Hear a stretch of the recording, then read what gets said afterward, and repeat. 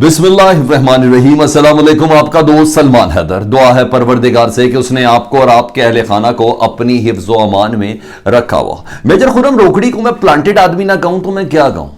शायद जिंदगी में कभी मियां वाली की सियासत में वो इतना मशहूर ना हो सकते जितना 2 रोज के अंदर वो मशहूर हो गए। कल रात को पूरे पाकिस्तान की टीवी स्क्रीन के ऊपर मौजूद थे। और हद तो यह है, मैं प्लांटेड होने की वजह क्यों बता रहा हूं, हद तो यह है कि ठीक फैसल वावडा की तरह कल रात को 10 बजे की स्लॉट में मेन पाकिस्तान टेलीविजन पे जो स्क्रीन पर जो शख्स नमूदार था वो कोई और नहीं मेजर खुर्रम रोकड़ी ही थे। मेजर रिटायर्ड खुर्रम रोकड़ी ही थे। जी हाँ, इस बिना पर मैं उनको कह रहा हूँ। दीगर काफ़ी चीज़ें जो भी मैंने भी आपके सामने शेयर करनी है, लंदन से वापसी पे शहबाज शरीफ साहब के कुछ ऐलानात, उससे मुतल्लिक कुछ चीज़ें आपको बतानी है। राना सनाउल्लाह साहब का 60% दिल काम नहीं कर रहा, उसकी कुछ डिटेल्स हैं वो मैंने आपको बतानी है। अपकमिंग आर्मी चीफ का जो फैसला हुआ उसकी कुछ डिटेल्स है। चीज़ें बहुत ज़्यादा अहम है, वीडियो को आपने मिस नहीं करना, मुकम्मल आपने देखना है। एक के बाद एक चीज़ें आपके सामने रखता हूँ। सबसे पहले जी मैं ज़रा खुर्रम रोकड़ी साहब की उनके प्लांटेड होने को ज़रा मज़ीद कन्फर्म मैं करूँगा जी।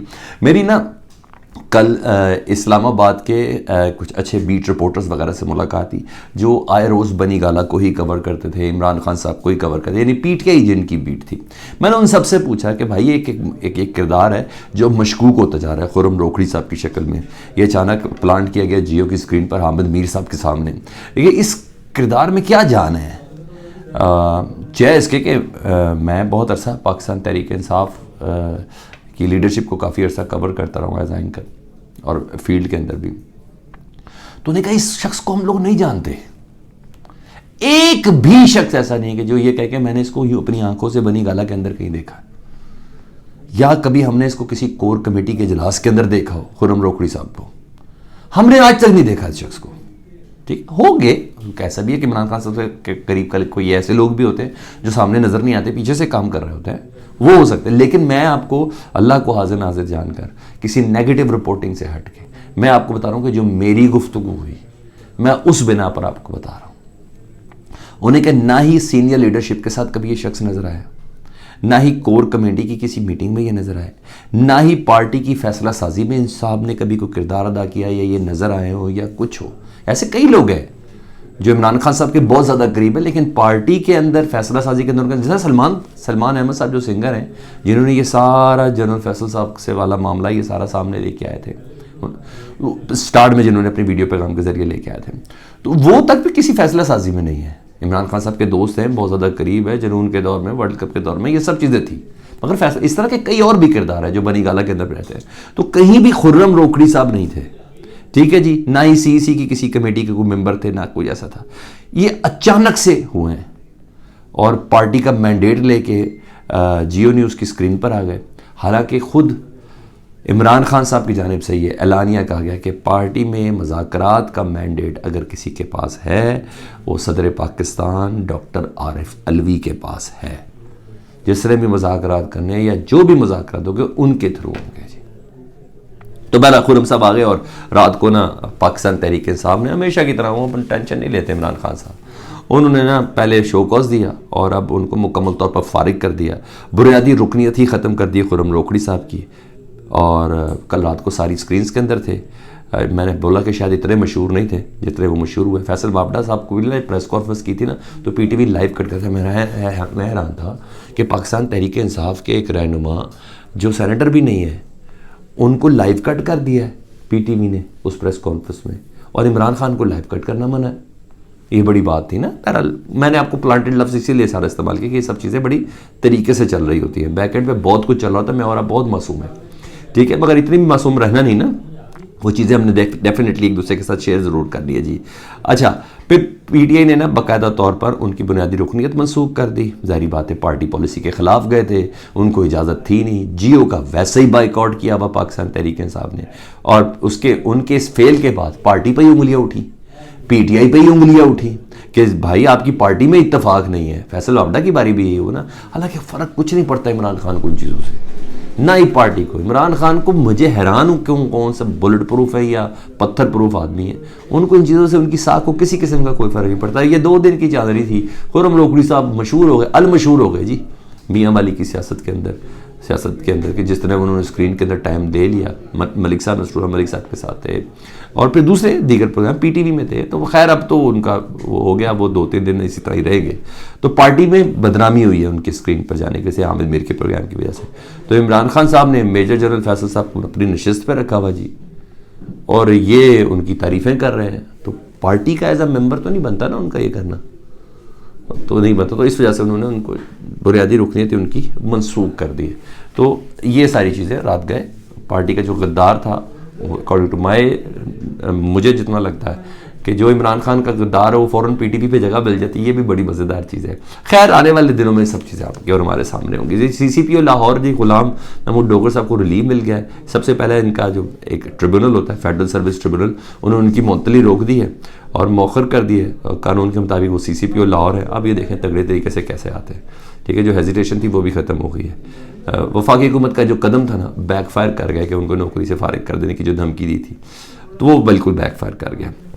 इससे पहले कि मैं लंदन की वापसी की खबरें सुनाऊँ तो मैं अल्लाह सेहत दे, राना सनाउल्लाह साहब की तबीयत कल बहुत ख़राब थी और उनको हार्ट अटैक हुआ और अस्करी इदारे arm forces institute of cardiology में उनका तबी मुआयना हुआ। मेरे पास एक रात गए तक वो एडमिटेड है। 60% उनका दिल काम नहीं कर रहा, राना सनाउल्लाह साहब 40%। इन हालात में जब डेफिनेटली सियासी बहुत ज़्यादा प्रेशर है, बहुत ज़्यादा दबाव है, बड़े फैसले कर रहे हैं और उनका तंदुरुस्त होना बहुत ज़रूरी है, नहीं तो हकीम राना सनाउल्लाह एक्टिव नहीं हो सकते। तो अल्लाह उनकी तबीयत सही करे। उनकी तबीयत काफ़ी ख़राब है, 60% दिल काम नहीं कर रहा, तो प्रेशर भी बहुत ज़्यादा उन्होंने लिया हुआ। बहुत ही बोझ है ना, सारी सियासी जमातें ही हकीम राना सनाउल्लाह का नाम ले रही है कि इमरान खान को बस वही रोकेगा। करण अर्जुन जो है ना पाकिस्तान के, तो वो हकीम राना सनाउल्लाह साहब ही है, तो प्रेशर बहुत ज़्यादा है। तो अल्लाह उनकी सेहत सही करे। तो रात को वो अस्करी इदारे arm forces institute of cardiology में उनका तबी मुआयना हुआ है।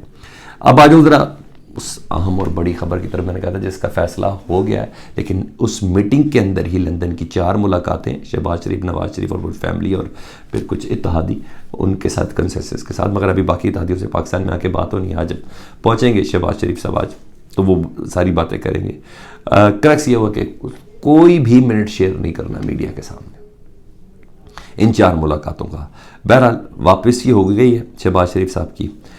सीनियर तरीन अफसर को इत्तफाक हो गया है जी आर्मी चीफ लगाना और उनको अपॉइंट करना है, तो और जॉइंट चीफ भी सीनियर तरीन अफसर ही होगा। नवाज शरीफ साहब का ये फैसला है। सीनियर तरीन ही इस वक्त नवाज शरीफ साहब को सूट करता है, ठीक है। नवाज शरीफ साहब का सीनियर तरीन जो जनरल है ना, उन्हीं को आर्मी चीफ लगाना है, दूसरे जॉइंट चीफ भी उन्हीं को ही लगाना है। और वो general definitely general Asim Munir साहब है जी। मगर मैंने बोला सूट इसलिए करते क्योंकि इनको DGI के तौर से सीट से उतारा गया था। इमरान खान साहब ने उनको तब्दील किया था, तो इसलिए इमरान इस वक्त मेरिट नवाज शरीफ साहब को सूट करा। हालांकि हमेशा 4 से 5 जनरल्स को सुपरसीड करते हैं नवाज शरीफ साहब, मगर उनको सूट कर रहा है। आज उनको बाकायदा तौर पर हिरारकी समझ आ रही है और खैर है, मगर शायद उनको ये बात समझ नहीं आ रही कि आर्मी चीफ अपने डेकोरम पे चलता है, कोर कमांडर्स के मशवरों पे चलता है, ये सब चीज़ चलता है। एक आधा कोई स्टेप तो सोलो हो सकता है, अदरवाइज पूरी फॉर्मेशन है, तो इस हिसाब से एक एज इंस्टीट्यूट काम करता है। तो जॉइंट चीफ ऑफ स्टाफ के लिए जनरल साहिर शमशाद है, अगर उस जो फैसले हुए उसके मुताबिक। तो इजलास के किसी फैसले का भी ऐलान वक्त से पहले नहीं करना, और ताकि मामला फिर पॉलिटिकली हो जाता है, तो इसलिए थोड़ा कन्फ्यूजन में रखना सूट करता है हुकूमत को, ताकि ज़्यादा से ज़्यादा मेरे ख्याल से इमरान साहब भी उलझ जाएँ या खान साहब भी उलझ जाए, जो कुछ है। तो 25 नवंबर तक कहा जा रहा है, बड़ी एक्सट्रीम डेट है, लेकिन 25 नवंबर तक करेंगे। लेकिन सिर्फ और सिर्फ आर्मी चीफ की तैनाती नहीं, और भी काफ़ी फैसले हुए हैं। तो ये आपको 4-5 रोज़ के अंदर बहुत सी चीज़ें समझ आना शुरू हो जाएंगी, क्लियर होना भी शुरू हो जाएंगी। अच्छा, वो जो मैंने खदशे का कल शाम की मैंने एक वीडियो के अंदर इजहार किया था ना, वो खदशा बढ़ता जा रहा है। अब पाकिस्तान का सबसे बड़ा चैनल और उस पर लॉन्च हो गया जी, आज सुबह अखबारों के अंदर भी लॉन्च हो गया जी।